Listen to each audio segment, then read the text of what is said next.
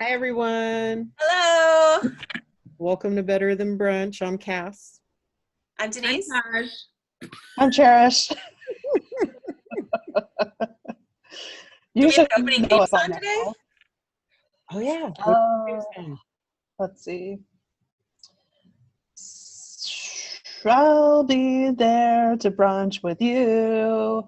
When the drinks are poured, I'll be brunching with you. Like a Like we baby. brunching before. So,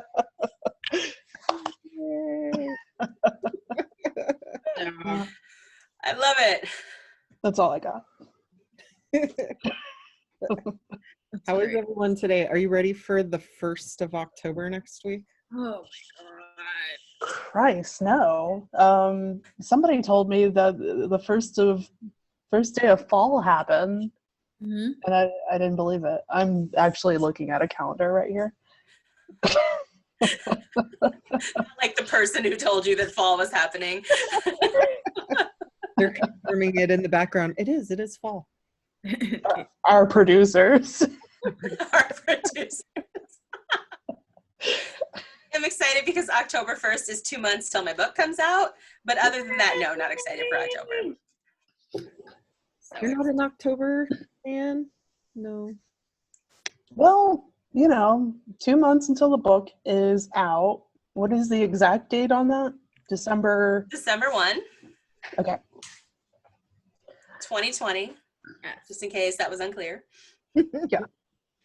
But October 1st is also when we get to read these Pitch Wars entries, right? Like it Yes. opens up then? I think we get access technically on the 2nd, but Oh, okay. way early in the morning on the 2nd. Do you remember that Target commercial where the one was at the window, like open, open, open, open, open? Like that's how I feel. I know. New one, right? Like before, this is the first year that you guys actually have to wait until the subs are finished being submitted to be able I to think submit. so. I And I think think it was so. to avoid just crashing the site. I think, more than anything. So, That, and I think we want to observe, I'm still looking at the calendar, Rosh Hashanah. I think that's what is the Jewish holiday that's coming up. So I think they wanted people to have a little bit more time to observe and then, feel like they can still upload stuff. That makes sense. One of the emails said that. we Yeah, get I so think many. that changed the open Okay. date too. But so if any, Pitch Wars hopefuls are watching, we don't know that you submitted yet. So we're just eagerly waiting. yeah, we're excited. We know nothing, but we will know something soon, and we're hella psyched to get into and read and compare notes, and frankly, we're just ready for all the romance. Yes. All the romance, all the kissing. And, if you haven't, you really should check out Denise and Cherish's page because it's full of phenomenal photoshopping done by Ms. Denise. And it is just, showing you the kind of fun that you're going to have with Team Leo should you be selected to be their mentee. Yeah, so far, I really don't feel like I'm pulling my weight in this partnership. I mean, I expect you to do a lot of the actual writing related things. I'm mostly in it for the, for the photoshopping. Okay. Which I don't, at some point we'll have to share our group Photoshop that I did yesterday. It's a masterpiece. It is. It's giving him something he can feel. There's your teaser. There you go. They're never going to get it, though. They're never going to get it. Never. Well, Taj, not Taj, Cherish, speaking of never going to get it, is there a beef this week? That was a terrible segue. In my head, it went better because I was thinking, like, you're an enemy, so you're never going to get it. I can start again. From the top. Yeah, my beef this week, and it was probably last week, but we didn't film last week. I've already expressed my displeasure on Twitter and Facebook about this American Girl doll that is coming to us from 1986. Her name is Courtney. She's totally radical. She is from 1986, which I don't know. Once I read that, I kind of had like a what do you call it, an existential meltdown, and my brain broke in half and some of it leaked out of my ears because the way that they were describing this doll made it feel like some cultural archaeologist went back to 1986 and was like, oh man, you guys, they used to play with Pac-Man. Like the kids would go to an arcade and spend money like quarters. Do you know what a quarter is? So that really bothered me. And all of the shit that comes with this American Girl doll, you know, it's all the accoutrement that you have to buy for several $100 more, like a bed and a whatever. She has a clear phone. I'm sure you guys remember the clear phones that. Loved mine. Yeah. She has Care Bear accessories like a sleeping bag and all of that cute stuff. And I just think about when I was a child and how poor we were. We were never going to get an American Girl doll.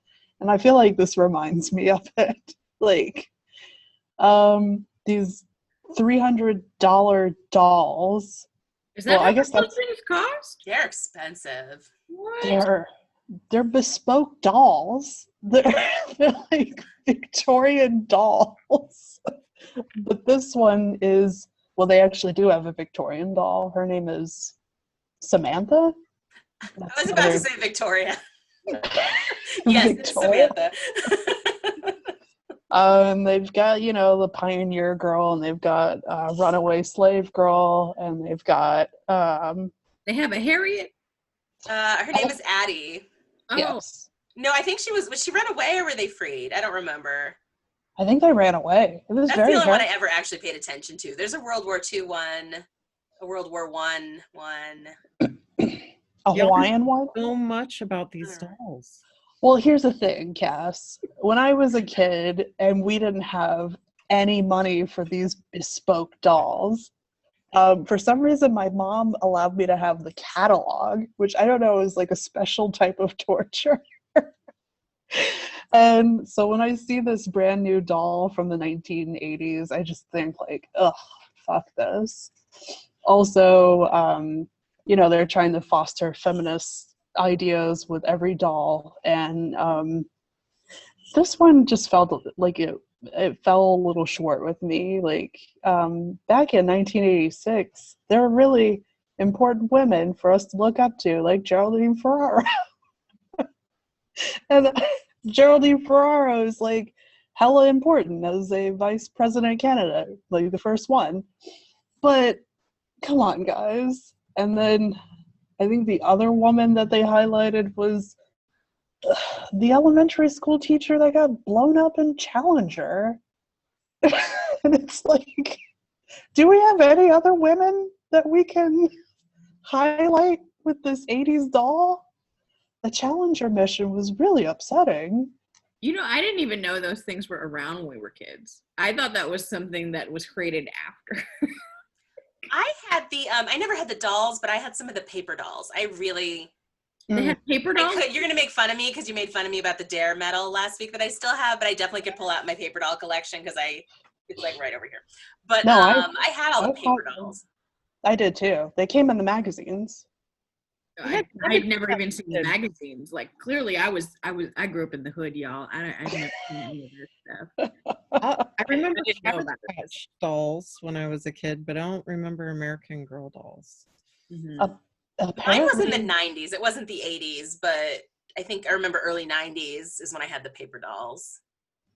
Yeah, because there used to be an American Girl magazine, and I remember the school library had it, and I ripped out all of the paper dolls. Oh, mine were like their own thing because they were like a thick cardboard, Okay. and probably the same. But it came with like the backstory. The runaway slave, it had a bunch of recipes that it came with.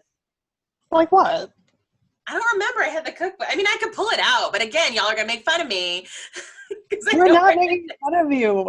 American Girl is very important to me. Tosh doesn't care. She doesn't know Maybe what's it was going even a on. separate book, but it was like a No cookbook idea. of things that people might have made in the Okay. 1800s, like these Black families might have made in the 1800s. Okay. Yeah, I don't know. Just whatever. It's how I feel. This doll brought up a lot of memories, and I realized I'm getting older, and it's turned into a whole thing, and I shouldn't be mad at Courtney for being a totally cool, awesome girl who goes to the arcade or whatever, but I don't know, that bitch just kind of put me like in a sour mood. Maybe you could write the story of Courtney all grown up. It's Yeah. Courtney circa 2015. She's hella jaded. She's jaded. She's twice divorced. Yeah. She keeps writing Geraldine Ferraro. Oh, is she still alive? No. She kept writing Geraldine Ferraro until her passing and never got a response. And like that, sent her on this collision course of feminism and being totally rad and trying to bring back the 80s. Mm. Maybe. Her only keepsake from the 80s is her New Kids on the Block watch that had the flip top, because I did have that. They were not Oh. super active in 1986, though. I could do a whole like No, sidebar they on were New Kids on the Block, but they were like 89, 88. 88, I believe, was their debut album. Still in the 80s. Still in the 80s for sure. I mean, What was 83, their I was 4. Yeah, same. What was the name of their debut album? I don't know. Probably just New Kids on the Block. Oh, okay. Can you Hanging Tough. Hanging Tough? Oh my Hangin' God. Tough was the name of the second album, I believe. Okay.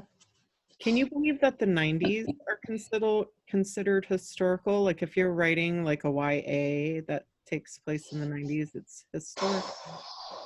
I mean, it's 30 years ago, so yeah. But it feels like last year. Like, doesn't that, like when you talk about the 90s, it's like, I don't want to talk about this anymore. I feel like really agitated. it happens all the time. My kids, they aren't well versed with cassette tapes. One of my kids has never seen a plug-in phone. Like, it's all things of the past. Cherish is gonna have a gripe with Father Time in a minute. Yeah. I I mean, already think about it. My have. son's 4. He's never had a day in his life where there wasn't a cell phone in his face. Taking a photo, accessing music. Like, he knows how to work every streaming service we have. Like, because You'll that's never his. know what DOS is. No, like, I barely know what DOS is. Like, Floppy disk. No one will ever see one of Floppy those. disk. Yeah. Hear the tones of getting on to AOL Instant Messenger. Oh, God.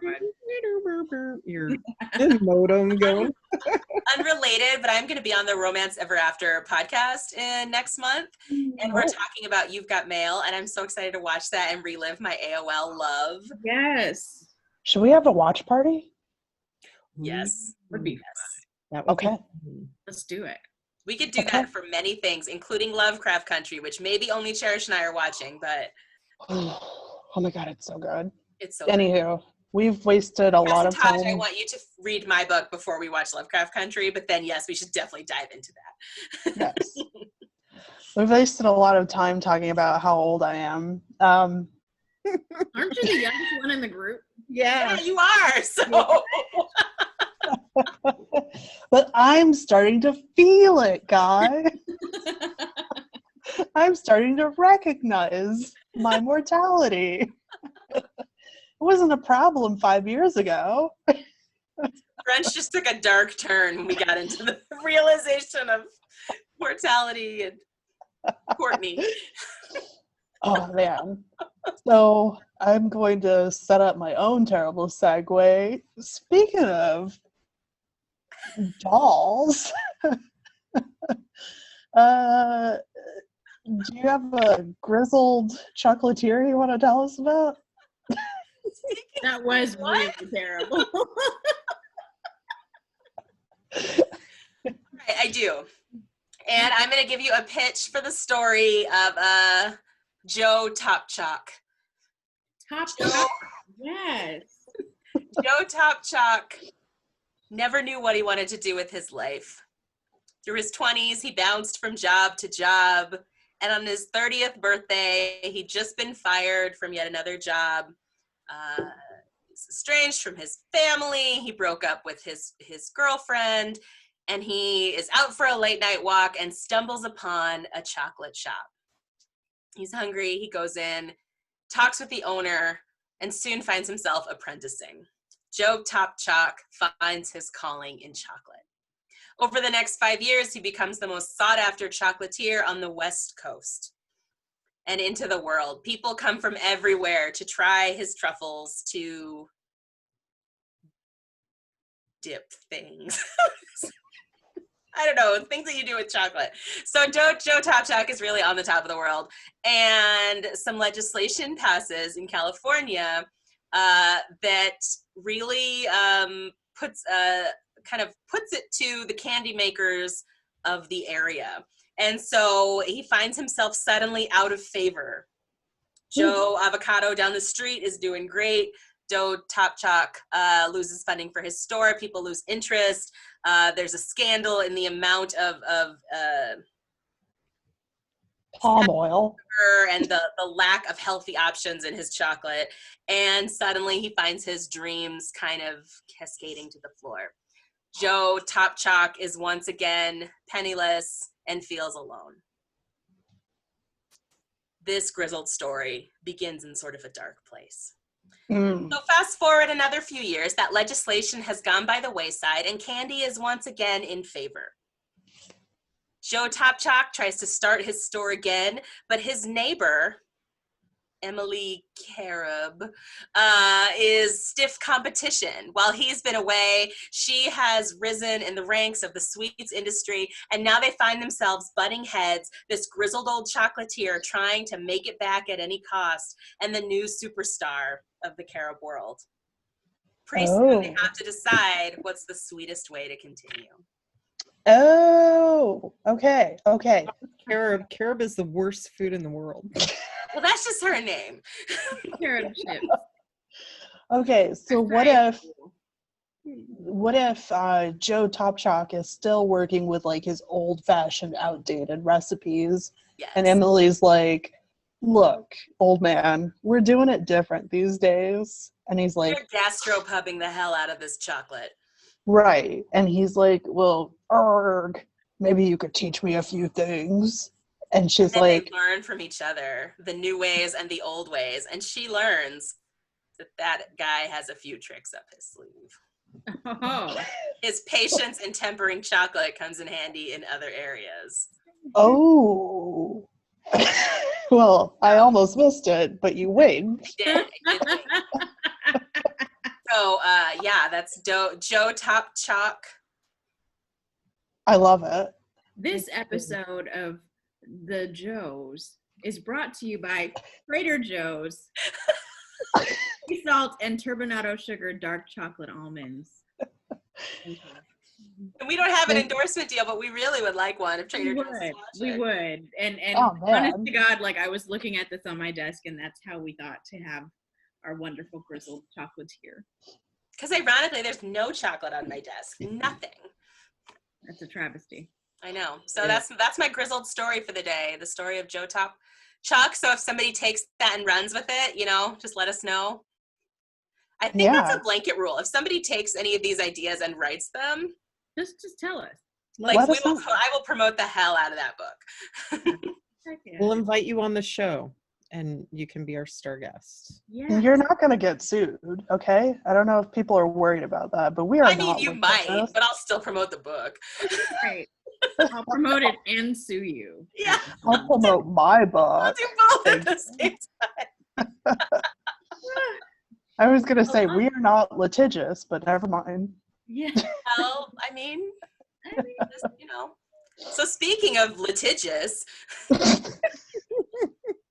what's everybody reading?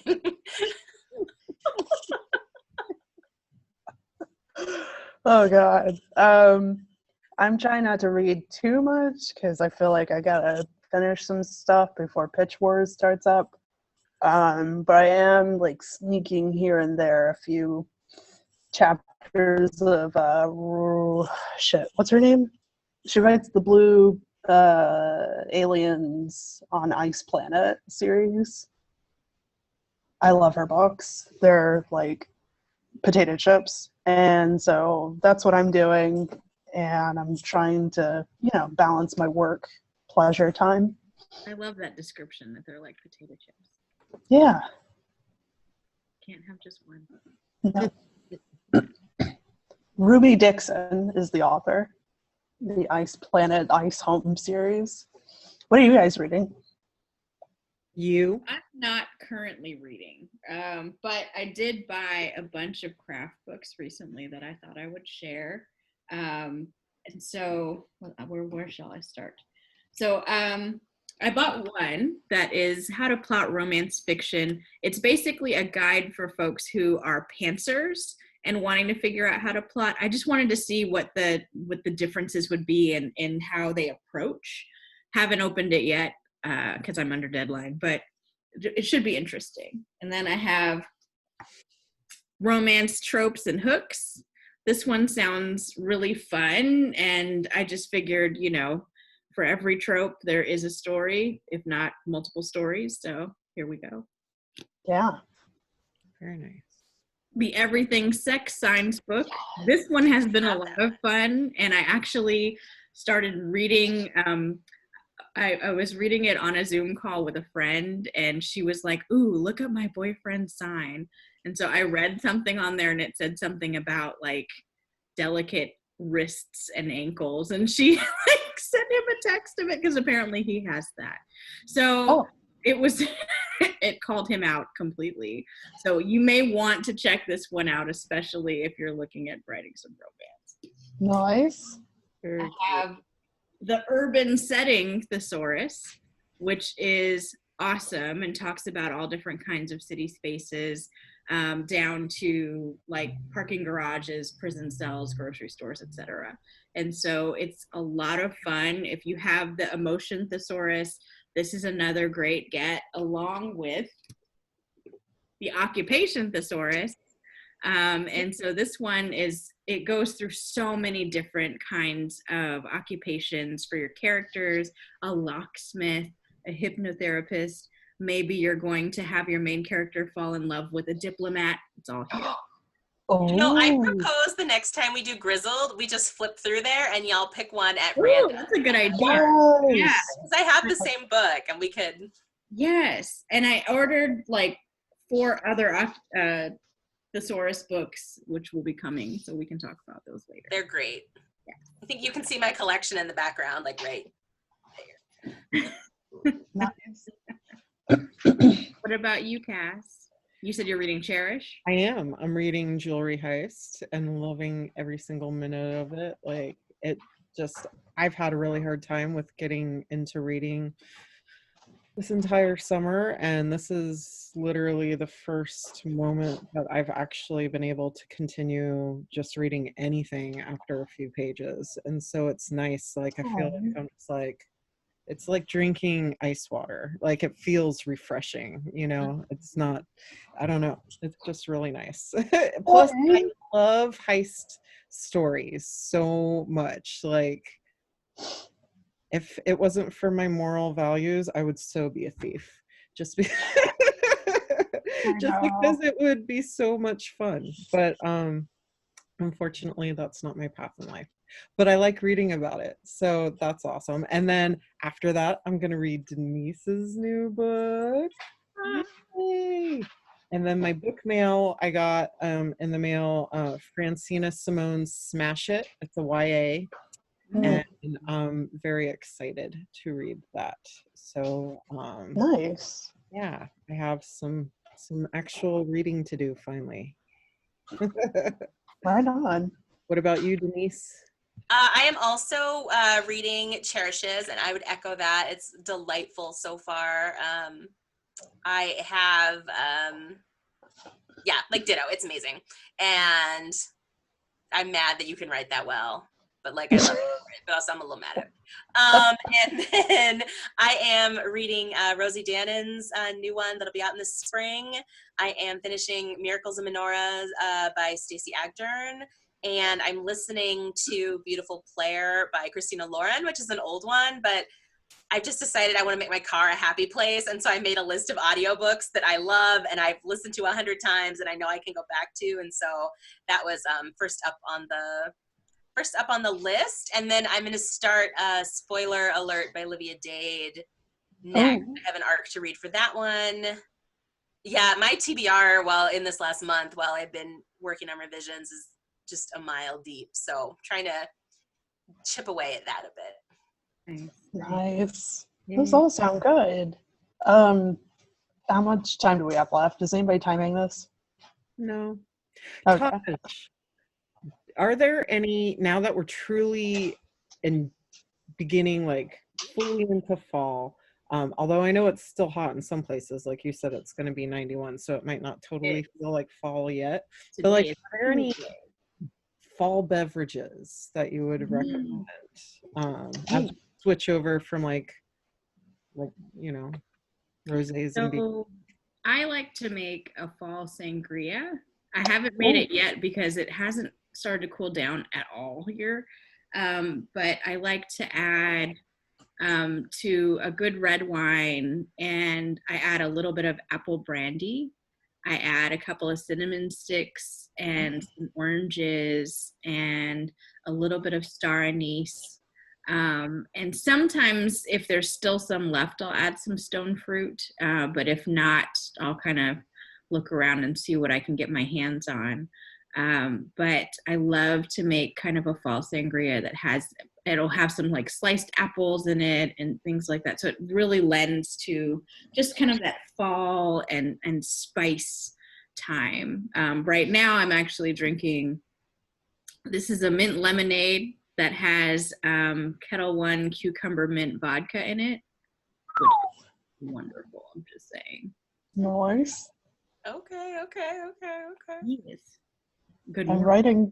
writing down this fall drink. Yeah. I'll come up with a recipe. I tend to kind of mess with amounts of things, but definitely, it's a fun one.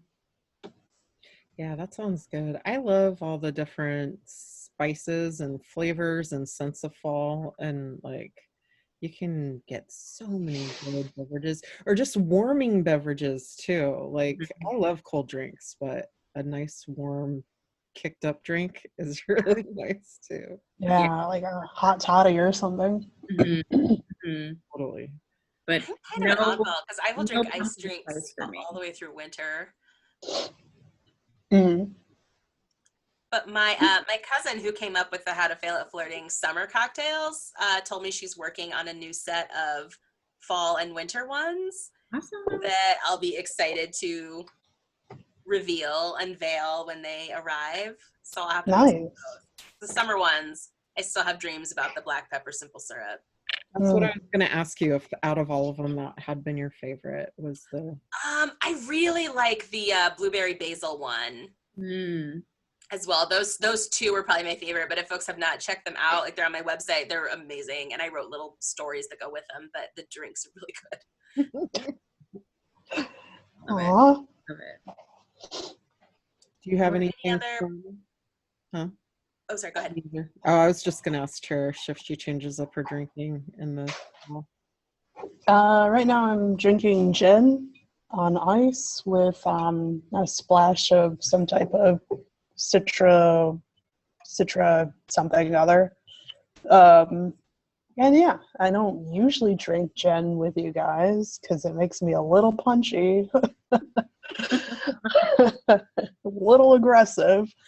But that's what we have tonight. Doll. A little Bust out aggressive. the gym when it's time to take down American Girl dolls. A little aggressive, and then slides into weepy. Oh. But yeah, it's pretty refreshing. It's still like Denise. I like something on ice all year round. So Yeah. Do any of you prefer writing after you've had a drink? Like, do you find your motivation different between if you're like writing completely sober or after you've had something to drink? mm, I I try usually not to. write sober. Yeah, I I used to usually think that I could. Sorry. I usually write with coffee. Mm. If I'm like deep into a story and I know exactly where it's going, then I feel more comfortable having like a glass or 3. But at the beginning, especially, I need like hyper awareness. Yeah. Yeah, I don't know. I used to think that I could get away with writing like a old white man, like that whole glass Heming, of bourbon. yeah, like Hemingway-esque kind of like, Mm-hmm. drinking. What is it? Write while you drink and edit when you're sober, kind of thing. Right, drunk, edit sober. Yeah, Then your and romance turns out like the old man in the sea. nobody wants that. Yeah, I don't.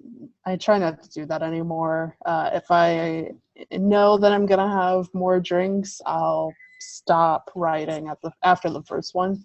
But the first one can kind of loosen you up a little bit. You True. can inhibitions are kind of dropped a little, and so you can start writing all kinds of crazy shit. But yeah, definitely, I don't try to prolong that habit. So, You do have a new person to Twitter kind of lurking in Cherish's background. Yeah, I know. It's just like roaming. Do you want to say hello? Sorry, I'm working on my stuff. Hi. Welcome to the Twitter world. Can you hear him? Yes. Okay. Yeah. Look forward to my journey on how to figure out how to delete thread. Maybe you can be our official guest next time. Yeah. I'm here for your amusement. They want you to be maybe an official guest in a future episode. Okay. He said warily. My husband would have just said no and walked out. So We're kind of a yes and couple. We try I to love keep that. Like improv the- goals. the jokes up and going as long as we can. I love it. I love it.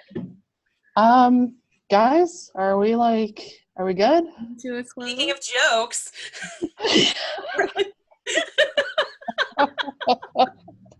Speaking of jokes, let's get the hell out of here. Before we do, let's take our wonderful photo, everyone. So give me your best face for today. Yes, Coy Denise. Okay, 1, 2. Done. might have blinked. well, everyone, Oh next well. time we see ya, it'll be in October, so enjoy the rest of your September. And Yes. we are out of here as soon as I figure